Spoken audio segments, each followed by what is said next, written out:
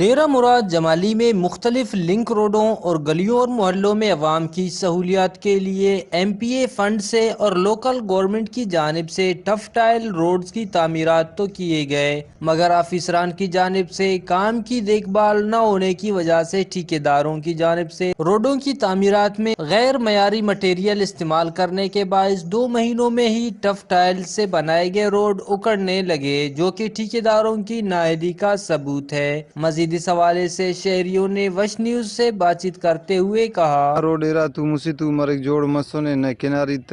سنبھالانو جوانی کا سیمر شاغانو تنائے پہ نگ ٹھیکیدارس بریک سنبھالے تھے نہ پین کس بریک وزٹ کے گھرک تے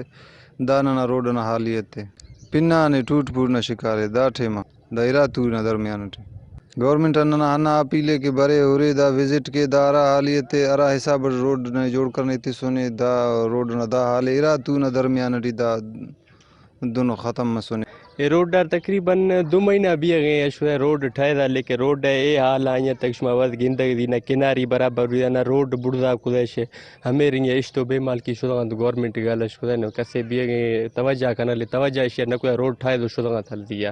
نی روڈ میں سامو ہے نہ کسی یا روڈ ڈار ہمیں رنگ بیلز برابر نہیں چھیے نہیں ما ڈی سی